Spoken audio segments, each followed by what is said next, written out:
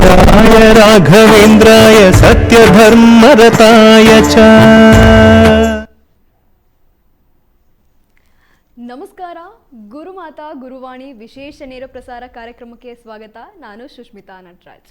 ವೀಕ್ಷಕರೇ, ಗುರುರಾಯರು ಅಂದರೆ ಯಾರು? ಗುರುರಾಯರು ಯಾಕೆ ಮಂತ್ರಾಲಯಕ್ಕೆ ಬಂದರು? ಗುರುರಾಯರ ಒಂದಷ್ಟು ಪವಾಡಗಳೇನು? ಇವೆಲ್ಲವೂ ಸಹ ನಮ್ಮ ದಿನನಿತ್ಯದ ಕಾರ್ಯಕ್ರಮದಲ್ಲಿ ದಿನನಿತ್ಯ ಪ್ರಸಾರ ಆಗ್ತಾ ಇರುವಂತಹ ಸಂಚಿಕೆಗಳಲ್ಲಿ ಪ್ರಸಾರ ಆಗ್ತಾನೇ ಇದೆ. ಅದೇ ರೀತಿಯಾಗಿ ಇವತ್ತು ಸಹ ಗುರುರಾಯರ ಒಂದಷ್ಟು ವಿಚಾರದ ಜೊತೆಗೆ ನಿನ್ನೆ ದೋಷಗಳ ಬಗ್ಗೆ ಮಾತಾಡ್ತಾ ಹೋಗಿದ್ವಿ. ದೋಷಗಳಿಂದ ಯಾವ ರೀತಿ ಮುಕ್ತಿ ಪಡ್ಕೋಬೇಕು ಅನ್ನುವ ವಿಚಾರದ ಬಗ್ಗೆ ಕೆಲವೊಂದಷ್ಟು ವಿಚಾರವನ್ನು ತಿಳಿಸಿದ್ವಿ. ಆದರೆ ಪರಿಹಾರ ಮತ್ತಷ್ಟಿದ್ದಾವೆ. ಯಾವ ರೀತಿ ಪರಿಹಾರ ಪಡ್ಕೋಬೇಕು, ಯಾವ ದೋಷಕ್ಕೆ ಯಾವ ಪರಿಹಾರ ಇದೆ ಎಲ್ಲವನ್ನು ಸಹ ತಿಳಿಸ್ಕೊಡ್ತಾರೆ. ಅದೇ ರೀತಿಯಾಗಿ ಕುಲದೇವರ ವಿಚಾರದಲ್ಲಿ ಒಂದಷ್ಟು ಜನ ಮತ್ತೊಂದಷ್ಟು ಪ್ರಶ್ನೆಯನ್ನ ಕೇಳಿದ್ದೀರಾ. ಅದಕ್ಕೂ ಸಹ ಸಂಬಂಧಪಟ್ಟಂತಹ ಒಂದಷ್ಟು ವಿಚಾರಗಳಿವೆ. ಅದನ್ನು ಸಹ ಇವತ್ತು ಮಾತಾಡ್ತಾ ಹೋಗೋಣ. ಇನ್ನು ಮೊದಲಿಗೆ ನಮ್ಮ ಕಾರ್ಯಕ್ರಮದಲ್ಲಿ ಬಹಳ ಮುಖ್ಯವಾಗಿರುವಂತಹ ಗುರುಮಾತಾ ರಾಘವೇಂದ್ರ ಸ್ವಾಮೀಜಿಯ ಪರಮ ಭಕ್ತೆ ಅಂತಾನೆ ಹೇಳ್ಬೋದು. ಪ್ರತಿ ಬಾರಿಯೂ ಸಹ ಎಲ್ಲಿದ್ರು ಹೇಗಿದ್ರು ಎಲ್ಲ ಕಡೆನೂ ರಾಯರು ಅಷ್ಟೇ ಇವರಿಗೆ. ಮೊದಲಿಗೆ ಅವ್ರನ್ನ ಕಾರ್ಯಕ್ರಮಕ್ಕೆ ಬರಮಾಡ್ಕೊಳ್ಳೋಣ. ಗುರುಮಾತಾ, ಕಾರ್ಯಕ್ರಮಕ್ಕೆ ಸ್ವಾಗತ. ಗುರುವೇ ಶರಣು. ನಮಸ್ಕಾರ ಎಲ್ಲರಿಗೂ. ಗುರುವೇ ಶರಣಂ. ಪೂಜ್ಯಾಯ ರಾಘವೇಂದ್ರಾಯ ಸತ್ಯಧರ್ಮರತಾಯ ಚ ಭಜತಾಂ ಕೃಪವೃಕ್ಷಾಯ ನಮತಾಂ ಕಾಮಧೇನವೇ. ರಾಘವೇಂದ್ರ ಸ್ವಾಮಿ ಅವತಾರ ಮಹಾಪುರುಷ. ನೋಡಿ, ನಿನ್ನೆ ದಿವಸ ಸಹ ನಮ್ಮ ಸ್ವಾಮೀಜಿಯವ್ರಿಗೆ 14ನೇ ವರ್ಷದ ಪೀಠೋತ್ಸವ ನಡೆದಿದೆ. ಎಷ್ಟು ಮಹಾನುಭಾವ ರಾಘವೇಂದ್ರ ಸ್ವಾಮಿ, ಎಷ್ಟು ಚಿಕ್ಕ ವಯಸ್ಸಲ್ಲೇ ಅವರು ಪೀಠಾಧಿಪತಿ ಆದರೂ ಅದೇ ರೀತಿ ಭಗವಂತನು ಸಹ ಅವರಲ್ಲೂ ಗುರುಗಳಲ್ಲೂ ಸಹ ಅವರು ನೆಲೆ ಆಗಿದ್ದಾರೆ. ನೋಡಿ, 14 ವರ್ಷದ ಒಳಗಡೆ ಭಗವಂತ ಎಷ್ಟು ಇಂಪ್ರೂವ್ಮೆಂಟು ನಮ್ಮ ಮಂತ್ರಾಲಯ ಚಿಕ್ಕ ಒಂದು ತಿರುಪತಿ ಸಹ ಹಾಕಿದ್ದಾರೆ. ಹಾಗಾಗಿ ಡೆವಲಪ್ ಮಾಡಿಬಿಟ್ಟಿದ್ದಾರೆ. ನಮ್ಮ ಸ್ವಾಮೀಜಿಗಿರ ಅಂಥದ್ದು ಖಂಡಿತ ರಾಯರ ಪ್ರತಿರೂಪ ಅಂತ ಸಹ ಹೇಳ್ಬೋದು ಸ್ವಾಮೀಜಿಯವ್ರನ್ನ. ಹಾಗಾಗಿ ಸ್ವಾಮೀಜಿಗೆ ಇವಾಗ 14ನೇ ವರ್ಷ ಆಗಿದೆ. 14 ವರ್ಷ ಕಂಪ್ಲೀಟ್ ಮಾಡಿದ್ದಾರೆ. ಇವಾಗ 15ನೇ ವರ್ಷಕ್ಕೆ ಕಾಲಿಡ್ತಾ ಇದ್ದಾರೆ. ನೋಡಿ, ಸಾಧಾರಣ ವಿಷಯ ಅಲ್ಲ. 1 ವರ್ಷದ ಮಗುನ ನಾವು ಸಾಕಬೇಕು ಅಂದ್ರೇ ಎಷ್ಟೆಲ್ಲ ಕಷ್ಟ ಇರುತ್ತೆ. 14 ವರ್ಷ ಅನ್ನೋದು ಶ್ರೀರಾಮಚಂದ್ರ ಮೂರ್ತಿ ವನವಾಸ ಮುಗಿಸ್ಕೊಂಡು ಬಂದಂತೆ. ಹಾಗಾಗಿ ಭಗವಂತ ಇಷ್ಟೆಲ್ಲ ಲೀಲೆಗಳನ್ನ ನೋಡಿ ಮಾಡ್ತಾರೆ.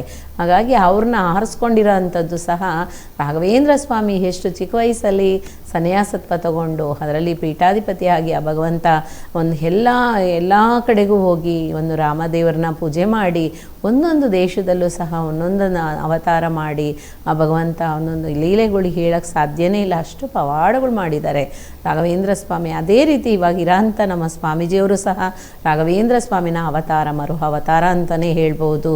ಸ್ವಾಮೀಜಿಗೆ ನನ್ನ ಮನಪೂರ್ವವಾದ ನಮಸ್ಕಾರಗಳು ತಿಳಿಸ್ತೀನಿ. ಗುರುವೇ ಶರಣಂ. ಯಾಕೆ ಅಂತಂದರೆ ಅಷ್ಟು ಟ್ಯಾಲೆಂಟು ನಮ್ಮ ಸ್ವಾಮೀಜಿಯವರು, ಸಖತ್ತು ಟ್ಯಾಲೆಂಟು. ಸಖತ್ತು ಹೇಳ್ಬೇಕು ಅಂತಂದರೆ ಚುಟ್ಟಿತನ ಜಾಸ್ತಿ. ಅದೇ ರೀತಿ ಟ್ಯಾಲೆಂಟ್ ಅಂದರೆ ಹೇಗೆ ಬಳಸ್ಕೋಬೇಕು ಮಂತ್ರಾಲಯನ, ಯಾವ ರೀತಿ ಇಂಪ್ರೂವ್ ಮಾಡಬೇಕು, ಯಾವ ರೀತಿ ಬರೋ ಅಂಥ ಭಕ್ತರಲ್ಲಿ ಒಂದು ಪ್ರೀತಿ ವಿಶ್ವಾಸ, ಊಟ ಮಾಡ್ದಿರ ಇರೋ ಅಂಥವ್ರಿಗೂ ಸಹ ಅಂಥ ಒಂದು ವಿಶ್ವಾಸ. ಗುರುವೇ ಶರಣಂ. ವೀಕ್ಷಕರೇ, ಕಷ್ಟಗಳು ಸಾಮಾನ್ಯ, ಸಮಸ್ಯೆಗಳು ಸಹ ಎಲ್ಲವೂ ಸಹ ಸರ್ವೇ ಸಾಮಾನ್ಯ ಆಗ್ಬಿಡುತ್ತೆ. ಕಷ್ಟಗಳು ಮನುಷ್ಯಂಗೆ ಬರದೆ ಇನ್ನೇನು ಮರಕ್ಕೆ ಬರುತ್ತಾ? ಖಂಡಿತ ಇಲ್ಲ. ಖಂಡಿತವಾಗೂ ಯಾವುದೇ ರೀತಿಯ ಸಮಸ್ಯೆಗಳಾಗಿರ್ಬೋದು, ಯಾವುದೇ ರೀತಿಯ ಕಷ್ಟಗಳಾಗಿರ್ಬೋದು, ಶಿಕ್ಷಣದಲ್ಲಿ ಮುಂದುವರಿತಾ ಇಲ್ಲ, ಉದ್ಯೋಗ ಸಿಗ್ತಾ ಇಲ್ಲ, ಮದುವೆ ವಿಳಂಬ ಆಗ್ತಾ ಇದೆ, ಎಲ್ಲ ರೀತಿಯ ಸಮಸ್ಯೆಗಳಿಗೂ ಸಹ ನಿಮಗಿರುವಂತಹ ಒಂದು ಪರಿಹಾರ ಅಂತ ಅಂದರೆ ನಿಮ್ಮ ಸ್ಕ್ರೀನ್ ಮೇಲೆ ಡಿಸ್ಪ್ಲೇ ಆಗ್ತಾ ಇರುವಂತಹ ನಂಬರ್. ಈ ನಂಬರ್ಗೆ ಕರೆ ಮಾಡಿದ್ರೆ ನಿಮ್ಮೆಲ್ಲ ಸಮಸ್ಯೆಗಳಿಗೆ ಪರಿಹಾರ ಸಿಗುತ್ತೆ. ತಪ್ಪದೆ ಕರೆ ಮಾಡಿ ನಿಮ್ಮೆಲ್ಲ ಸಮಸ್ಯೆಗಳಿಗೆ ಪರಿಹಾರ ಪಡ್ಕೊಳ್ಳಿ. ಗುರುಮಾತಾ, ಇನ್ನು ನಮ್ಮ ಇಂದಿನ ಸಂಚಿಕೆಯಲ್ಲಿ ನಾವು ದೋಷಗಳ ಬಗ್ಗೆ ಮಾತಾಡಿದ್ವಿ. ಸಾಕಷ್ಟು ಅಂದ್ರೆ ಕನ್ಯಾ ದೋಷ ಆಗಿರ್ಬೋದು, ಮಂಗಳ ದೋಷ ಆಗಿರ್ಬೋದು, ಸರ್ಪ ದೋಷದ ಜೊತೆಗೆ ನಾಗದೋಷ, ಇವೆರಡಕ್ಕೂ ಇರುವಂತಹ ವ್ಯತ್ಯಾಸವನ್ನ ತಿಳಿಸ್ಕೊಟ್ಟಿದ್ರಿ. ಆದ್ರೆ ಇದಕ್ಕೆ ಸಂಬಂಧಪಟ್ಟಂತಹ ಪರಿಹಾರಗಳು ಕೆಲವೊಂದಷ್ಟು ತಿಳಿಸಿದ್ರಿ. ಮತ್ತೆ ಯಾವ ತಪ್ಪುಗಳನ್ನ ಮಾಡಬಾರ್ದು ಅಂತ ತಿಳಿಸ್ಕೊಟ್ಟಿದ್ರಿ.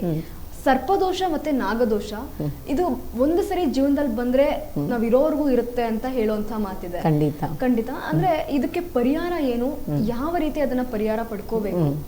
ನೋಡಿ, ಹೇಗೆ ಅಂತಂದರೆ ಮಂತ್ರಾಲಯದಲ್ಲಿ ಬೇಕಾದಷ್ಟು ಅಲ್ಲಿ ಹೋಗೋಂಥವ್ರಿಗೂ ಸಹ ನಾಗಪ್ರತಿಷ್ಠೆ ಮಾಡಿದಂಥ ಸ್ಥಳದಲ್ಲಿ ಅದಕ್ಕೆ ಏನೇನು ಬೇಕೋ ಅದನ್ನೆಲ್ಲನೂ ಅದಕ್ಕೆ ಅಂತ ಸಪ್ರೇಟ್ ಆಗಿದ್ದಂಥ ಎಲ್ಲ ವಿಶೇಷತೆಯೂ ಮಾಡೋ ಅಂಥದ್ದು.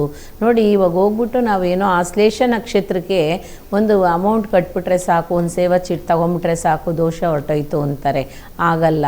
ಖಂಡಿತ ಹೇಳ್ತೀನಿ, ಆ ದೋಷಕ್ಕೆ ಅಂತಲೇ ಸ್ವಲ್ಪ ಕಾರ್ಯಗಳಾಗಲಿ ನಾವು ಪೂಜೆ ಕಾರ್ಯ ಮಾಡಿಕೊಂಡ್ಲೇಬೇಕು. ಖರ್ಚು ಖಂಡಿತ ಖರ್ಚು ಮಾಡಲೇಬೇಕು. ಮಾಡಿದ್ರೆ ಮಾತ್ರನೇ. ಇವಾಗ ಘಾಟಿ ಸುಬ್ರಹ್ಮಣ್ಯಕ್ಕೆ ಏನಕ್ಕೋಸ್ಕರ ಹೋಗಿ ಅಂತ ಹೇಳ್ತೀನಿ ಅಂತಂದರೆ, ಅಲ್ಲಿ ಸಹ ನೋಡಿ ನರಸಿಂಹಸ್ವಾಮಿ ಆಗಿರೋರು ಹಾವಿನ ರೂಪದಲ್ಲೂ ಸಹ ಇದ್ದಾರೆ. ಹಾಗಾಗಿ ಸರ್ಪ ದೋಷ ಆಗಿರಲಿ, ಅದೇ ರೀತಿ ನಾಗದೋಷ ಆಗಿರಲಿ, ಎಲ್ಲದಕ್ಕೂ ಸರಿ ಅಲ್ಲಿ. ಯಾಕೆ ಅಂತಂದರೆ ಅಲ್ಲಿ ಇರೋಂಥ ಸುಬ್ರಹ್ಮಣ್ಯ ಸ್ವಾಮಿ ಆಗಿರಲಿ, ನರಸಿಂಹಸ್ವಾಮಿ ಆಗಿರಲಿ, ನಾರಾಯಣನೂ ಸಹ ಅಲ್ಲಿದ್ದಾರೆ. ಕಾರಣ ಏನು ಅಂತಂದರೆ ನೋಡ್ಬೋದು, ನೀವು ಫೋಟೋದಲ್ಲೂ ಸಹ ನೋಡ್ಬೋದು. ಹಾಗಾಗಿ ಡೈರೆಕ್ಟಾಗೂ ಸಹ ಹೋಗ್ಬೋದು. ಖಂಡಿತ ಎಲ್ಲರೂ ಹೋಗ್ತಾ ಇರ್ತೀರ ಇದ್ದರೆ ನಾವು ವಿಷಯಗಳನ್ನ ಖಂಡಿತ ಡೀಪಾಗಿ ತಿಳ್ಕೊಳ್ಳೋ ಅಂಥದ್ದು ತುಂಬಾ ಒಳ್ಳೆಯ ವಿಶೇಷ. ಯಾಕೆ ಅಂತಂದರೆ ಅಲ್ಲಿ ಹೋದ್ಮೇಲೆ ನಾವು ಪೂಜೆ ಮಾಡಿಸೋದು ಯಾವ ರೀತಿ ಅಂತಂದರೆ, ಹೋಮ ಮಾಡಿಸ್ಬೇಕು. ಫಸ್ಟು ಹೋಮ ಮಾಡಿಸಿ ಪೂರ್ವ ಜನ್ಮದಲ್ಲಿ ಮಾಡಿದಂಥ ಎಂಥದ್ದೇ ಆಗಿರಲಿ ಕರ್ಮಗಳು ಅದು ನಮಗೆ ಸವಿತಾ ಬರಬೇಕು. ನೋಡಿ, ಹಾವಿನ ವಿಷ ಎಷ್ಟೇ ವರ್ಷಗಳ ಕಾಲ ಆಗಿದ್ರೂ ಸರಿ, ರೋಷನೂ ಆಗಲಿ ವಿಷನೂ ಆಗಲಿ ಖಂಡಿತ ಅದು ಹೋಗಲ್ಲ ಅಂತ ಹೇಳ್ತಾರೆ. ಹಾಗಾಗಿ ಹಾವಿನ ಪಾಪ ಮಾತ್ರ, ಸರ್ಪದ ಪಾಪ ಆಗಲಿ ನಾಗ ಪಾಪ ಆಗಲಿ ಖಂಡಿತ ಹೋಗೋಕ್ಕೆ ಸಾಧ್ಯನೇ ಇಲ್ಲ. ಎಷ್ಟೋ ಹಾವುಗಳು ನನಗೂ ಒಂದು ನಡೆದಿದೆ, ಅದು ಸ್ಟೋರಿ ಹೇಳ್ತಾ ಹೋಗ್ತೀನಿ. ಖಂಡಿತ ಅದು ಮರೆಯೋಕ್ಕೆ ಸಾಧ್ಯನೇ ಇಲ್ಲ. ಹಾಗಾಗಿ ಆ ಹಾವಿನಲ್ಲಿ ಇರೋಂಥ ಒಂದು ರೋಷ ಖಂಡಿತ ಹೇಳೇಳು ಜನ್ಮಕ್ಕೂ ತೀರಲ್ಲ. ಹಾಗಾಗಿ ಆ ಭಗವಂತನ ಇಷ್ಟ ಏನು ಅಂತಂದರೆ, ನಾವು ಮಾಡೋ ಅಂಥದ್ದು ಒಂದು ಕಾರ್ಯ ಆಗಿರಲಿ ಒಳ್ಳೆಯದಾಗಿರಬೇಕು. ನೋಡಿ, ಸರ್ಪದೋಷ ಇರೋಂಥವ್ರಾಗಲಿ ನಾಗದೋಷ ಇರೋಂಥವ್ರಾಗಲಿ, ನಾಗದೋಷಕ್ಕೂ ಸರ್ಪದೋಷಕ್ಕೂ ಏನು ವ್ಯತ್ಯಾಸ ನೋಡಿ. ಸರ್ಪ ಅಂದ್ರೇ ಅದು 3 ತಲೆ ಇರೋಂಥದ್ದು ಸಹ ಇದೆ. ಅದೇ ರೀತಿ ನಾಗರ ಹಾವಲ್ಲಿ ಎಡೆ ಎತ್ತಂಥದ್ರಲ್ಲೇ ಡಿಫ್ರೆಂಟ್ ಆಗಿರೋಂಥ ಹಾವುಗಳು ಸಹ ಇದೆ. ಅದರಲ್ಲೂ ಕಪ್ಪಾಗಿರೋ ಅಂಥ ನಾಗರ ಹಾವು ನೋಡಿದ್ರೆ ಖಂಡಿತ ಅದು ಭಗವಂತನಾಗೆ ಪ್ರೀತಿ ಮಾಡಬೇಕು. ಇಲ್ಲ ಅಂತಂದರೆ ಅದು ನಮ್ಮನ್ನೇನು ಮಾಡಲ್ಲ, ಖಂಡಿತವಾಗ್ಲಿ ಏನೂ ಮಾಡಲ್ಲ. ನಾವೇನಾದರೂ ಮಾಡ್ತೀವಿ ಅಂತ ಅದಕ್ಕೆ ಗೊತ್ತಾಯಿತು ಅಂದರೆ, ಆ ಸೂಕ್ಷ್ಮ ಅದಕ್ಕೆ ಗೊತ್ತಾಯಿತು ಅಂದರೆ ಖಂಡಿತ ನಮ್ಮನ್ನು ಅದೇನಾದರೂ ಪನಿಷ್ಮೆಂಟ್ ಕೊಡ್ದಿರ ಬಿಡಲ್ಲ.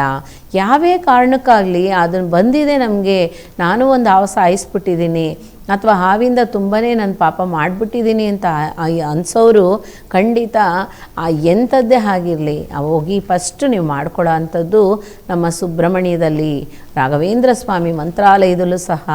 ಯಾಕೆ ಮಂತ್ರಾಲಯದಲ್ಲೂ ಸಹ ಮಾಡ್ಬೋದು ದೋಷಗಳನ್ನ ಪರಿಹಾರ, ನಾನು ಮಾಡಿಕೊಡ್ತೀನಿ. ಯಾಕೆ ಅಂತ ಅಂದರೆ ನಮ್ಮ ರಾಘವೇಂದ್ರ ಸ್ವಾಮಿ ಹಾವಿನ ರೂಪದಲ್ಲೂ ಸಹ ಸರ್ಪ ರೂಪದಲ್ಲೂ ಸಹ ಇದ್ದಾರೆ ಅಂತ ಹೇಳ್ತಾರೆ.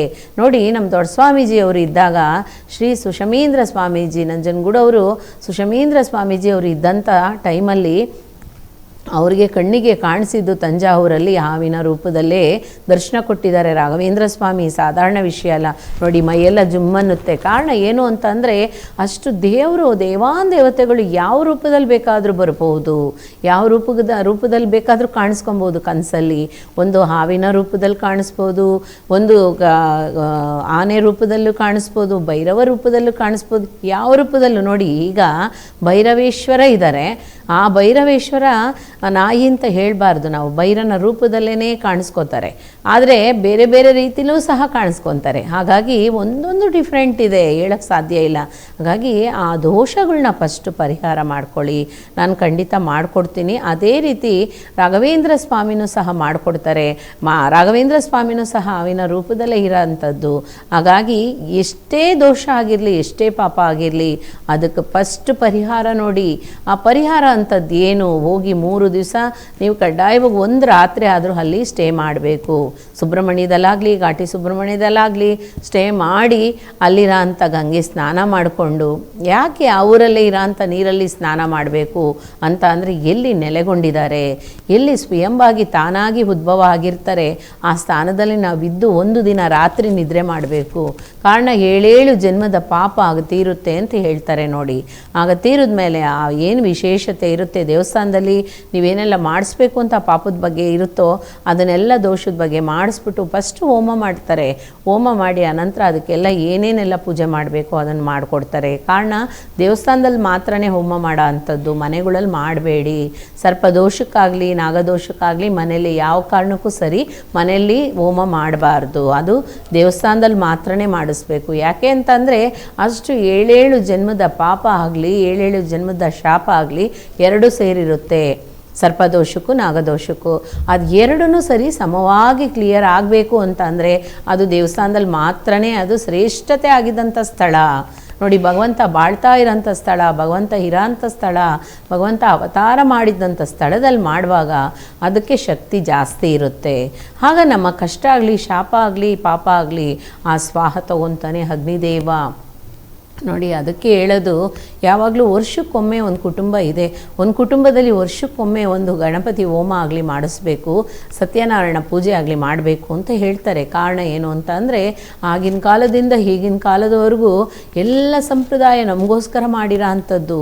ನೋಡಿ, ಇದು ಸತ್ಯಯುಗ, ಕಲಿಯುಗ. ಈ ಕಲಿಯುಗದಲ್ಲಿ ಎಲ್ಲರೂ ನೆಮ್ಮದಿಯಾಗಿರಬೇಕು ಅನ್ನೋಂಥದಕ್ಕೋಸ್ಕರನೇ ಆ ದೋಷಗಳನ್ನ ಪರಿಹಾರ ಖಂಡಿತ ಮಾಡ್ಕೊಳ್ಳಿ. ಅದೇ ರೀತಿ ಮಾಡ್ಕೊಂಡಿರ ನೀವು ಬಿಟ್ಟರೆ ಖಂಡಿತ ನಿಮ್ಮ ವಂಶಕ್ಕೆ ಅದು ಶಾಪ ಹಾಗೆ ಸ್ಥಾಪಿತ ಆಗಿಬಿಡುತ್ತೆ. ಅದು ಏನೇ ನೀವು ಮಾಡಿದ್ರೇನು ಖಂಡಿತ ಅದು ಕದಲಲ್ಲ. ಹಾಗಾಗಿ ಹುಟ್ಟಂಥ ಮಕ್ಕಳಿಗೂ ಸಹ ಕಣ್ಣಿನ ರೂಪದಲ್ಲೂ ಸಹ ಹಾವಿನ ರೂಪದಲ್ಲಿ ಕಣ್ಣುಗಳು ಹುಟ್ಟುತ್ತೆ. ಈ ಥರ ಎಲ್ಲ ಇರುತ್ತೆ. ಅದಕ್ಕೋಸ್ಕರನೇ ಮಾಲ್ಗಣ್ಣಾಗೋದಕ್ಕೂ ಸಹ, ಮಾಲ್ಗಣ್ಣಾಗಿ ಹುಟ್ಟೋದಕ್ಕೂ ಸಹ ಸರ್ಪದೋಷನೇ. ಹಾಗಾಗಿ ಈ ಥರ ಎಲ್ಲ ಶಾಪಗಳು ಬರುತ್ತೆ. ಕೈಯಲ್ಲಿ ನಮ್ಗೆ ಇವಾಗ 5 ಬೆರಳಿದೆ ಅಂತ ಅಂದರೆ 6ನೇ ಬೆರಳು ಸಹ ಇರುತ್ತೆ. 6ನೇ ಬೆರಳು ಇದ್ದರೆ ರಾಶಿ ಅಂತಲೂ ಸಹ ಹೇಳ್ತಾರೆ. ಅದರಲ್ಲೂ ಒಂದು ಸರ್ಪದೋಷನೂ ಸಹ ಇರುತ್ತೆ. ಹಾಗಾಗಿ ಬೇಕಾದಷ್ಟು ಹೇಳ್ತಾ ಹೋಗ್ಬೋದು. ಅದೇ ರೀತಿ ನಡೆಯೋಂಥ ನಡೆನೂ ಸಹ ಹಾವಿನ ರೂಪದಲ್ಲೇ ಇರುತ್ತೆ. ಇದೆಲ್ಲ ಬರೋದಕ್ಕೆ ಚಾನ್ಸಸ್ ಇರುತ್ತೆ. ಖಂಡಿತ ಎಲ್ಲ ತಡ್ಕೊಳ್ಳಿ. ಅದು ಶಾಪನ ಪರಿಹಾರ ಮಾಡ್ಕೊಳ್ಳಿ. ಶಾಪ ಆಗಲಿ, ದೋಷ ಆಗಲಿ ಖಂಡಿತ ಪರಿಹಾರ ಮಾಡ್ಕೊಳ್ಳಿ. ಆ ಭಗವಂತ ಆಶೀರ್ವಾದ ಸದಾಕಾಲ ಎಲ್ರಿಗೂ ಇರಲಿ, ಎಲ್ಲ ಜೀವರಾಶಿಗೂ ಇರಲಿ ಅಂತ ಪ್ರಾರ್ಥನೆ ಮಾಡ್ತೇನೆ. ಗುರುವೇ ಶರಣಂ. ವೀಕ್ಷಕರೇ, ನಿಮ್ಮೆಲ್ಲ ಕಷ್ಟಗಳಿಗೆ, ನಿಮ್ಮೆಲ್ಲ ಸಮಸ್ಯೆಗಳಿಗೆ ನಿಮಗಿರುವಂತಹ ಒಂದು ನೇರವಾದಂತಹ ಪರಿಹಾರ ಅಂತ ಅಂದರೆ ನಿಮ್ಮ ಸ್ಕ್ರೀನ್ ಮೇಲೆ ಡಿಸ್ಪ್ಲೇ ಆಗ್ತಿರುವಂತಹ ನಂಬರ್. ಈ ನಂಬರ್ಗೆ ನೀವು ಕರೆ ಮಾಡಿದ್ರೆ ತಪ್ಪದೆ ನಿಮ್ಮೆಲ್ಲ ಸಮಸ್ಯೆಗಳಿಗೆ ನೇರವಾಗಿ ಗುರುಮಾತಾ ಪರಿಹಾರವನ್ನು ಕೊಡ್ತಾ ಹೋಗ್ತಾರೆ. ಯಾವುದೇ ರೀತಿಯ ಸಮಸ್ಯೆಗಳಾಗಿರ್ಬೋದು, ಶಿಕ್ಷಣ ಆಗಿರ್ಬೋದು, ಉದ್ಯೋಗ ಆಗಿರ್ಬೋದು, ಮದುವೆ ವಿಳಂಬ ಆಗ್ತಾ ಇರೋವಂಥದ್ದಿರ್ಬೋದು, ಅದೇ ರೀತಿಯಾಗಿ ಎಲ್ಲೋ ಮನೆ ಕಟ್ಟಬೇಕು ಆದರೆ ಮನೆ ಮುಂದುವರಿತಾ ಇಲ್ಲ, ಅಲ್ಲಿ ಎಷ್ಟೇ ಅರ್ಧಕ್ಕೆ ನಿಂತಿದೆ, ಮನೆ ಮುಂದುವರಿಕೆ ಆಗ್ತಾನೆ ಇಲ್ಲ, ಇವೆಲ್ಲ ರೀತಿಯ ಸಮಸ್ಯೆಗಳ ಜೊತೆಗೆ ಇನ್ನೊಂದು ಮುಖ್ಯವಾಗಿರುವಂತಹ ಸಮಸ್ಯೆ, ಮನೆ ಕಟ್ಟಬೇಕಾದ್ರೆ ನೀವು ಮನೆ ಕಟ್ಟುವಂತಹ ಜಾಗದಲ್ಲಿ ಬೋರ್ ತೆಗಿತಾ ಇದ್ದೀರಾ, ಆದರೆ ಅಲ್ಲಿ ನೀರು ಬರ್ತಾ ಇಲ್ಲ, ಎಲ್ಲೂ ಸಹ ಆ ಭೂಮಿಯಲ್ಲಿ ನೀರಿರುವಂತಹ ಲಕ್ಷಣಗಳೇ ಸಿಗ್ತಾ ಇಲ್ಲ ಅನ್ನುವಂತಹ ಒಂದು ಮಾತಿರುತ್ತೆ. ಆದರೆ ಖಂಡಿತವಾಗೂ ಅದಕ್ಕೂ ಸಹ ಪರಿಹಾರ ಇದೆ. ಗುರುಮಾತಾ ಬಂದು ನಿಮಗೆ ಅದನ್ನು ಪರಿಹಾರನೇ ನೀವಿರುವಂತಹ ಸ್ಥಳಕ್ಕೆ ಅವರು ಬಂದು ಸಹ ಪರಿಹಾರ ಮಾಡಿಕೊಡ್ತಾರೆ. ಏನು ಸಮಸ್ಯೆ ಇದೆ ಅಂತ ನೋಡಿ ಅಲ್ಲಿ ನೀರು ಬರುವ ಥರನೂ ಸಹ ಮಾಡಿಕೊಡ್ತಾರೆ. ತಪ್ಪದೆ ಯಾವುದೇ ರೀತಿಯ ಸಮಸ್ಯೆಗಳಾಗಿರ್ಬೋದು ತಪ್ಪದೆ ಕರೆ ಮಾಡಿ. ನಿಮ್ಮ ಸ್ಕ್ರೀನ್ ಮೇಲೆ ಡಿಸ್ಪ್ಲೇ ಆಗ್ತಿರುವಂತಹ ನಂಬರ್ಗೆ ಕರೆ ಮಾಡಿದ್ರೆ ನಿಮ್ಮೆಲ್ಲ ಸಮಸ್ಯೆಗಳಿಗೆ ಪರಿಹಾರ ಸಿಗುತ್ತೆ. ತಪ್ಪದೆ ಕರೆ ಮಾಡಿ, ನೇರವಾಗಿ ಗುರುಮಾತಾ ಹತ್ರ ಮಾತಾಡಿ ನಿಮ್ಮೆಲ್ಲ ಸಮಸ್ಯೆಗಳಿಗೆ ಪರಿಹಾರ ಪಡ್ಕೊಳ್ಳಿ. ಗುರುಮಾತಾ, ಇನ್ನು ಸರ್ಪದೋಷದ ಬಗ್ಗೆ ತಿಳಿಸ್ಕೊಟ್ರಿ. ಇನ್ನು ನಿನ್ನೆ ಕನ್ಯಾ ದೋಷದ ಬಗ್ಗೆ ಮಾತಾಡಿದ್ವಿ. ಯಾವ ರೀತಿ ಬರುತ್ತೆ, ಯಾವೆಲ್ಲ ರೀತಿಯಲ್ಲಿ ಕಾಡುತ್ತೆ, ಇದಕ್ಕೆ ಪರಿಹಾರ ಏನು? ಖಂಡಿತ ನೋಡಿ, ಕನ್ಯಾಸ್ತ್ರೀ ಪರಿಹಾರ ಶಾಪ ಆಗಲಿ, ಅವ್ರು ಮಾಡಿದ್ದಂಥ ಪಾಪ ಆಗಲಿ ಆ ವಂಶದಲ್ಲೇ ಖಂಡಿತ ಇರುತ್ತೆ, ಶ್ರೇಷ್ಠತೆಯಿಂದ ಉಳ್ಕೊಂಬಿಡುತ್ತೆ. ನೋಡಿ, ಸಪ್ತ ಕನ್ಯರನ್ನ ಒಂದು ದಿವಸ ಒಂದೊಂದು ದೇವಿ ಏನೇನೆಲ್ಲ ಮಾಡಿದ್ದಾರೆ, ಏನಕ್ಕೋಸ್ಕರ ಶಾಪ ಬರುತ್ತೆ ಅನ್ನೋಂಥದ್ದು ಶುಕ್ರವಾರ ಖಂಡಿತ ಹೇಳ್ತೀನಿ. ದೇವಿಯರ ಬಗ್ಗೆ ಖಂಡಿತ ತಿಳ್ಕೊಬೋದು. ನೀವು ತಿಳ್ಕೊಳ್ಳಿ, ನನಗೂ ಅರ್ಥ ಆಗುತ್ತೆ ಖಂಡಿತ.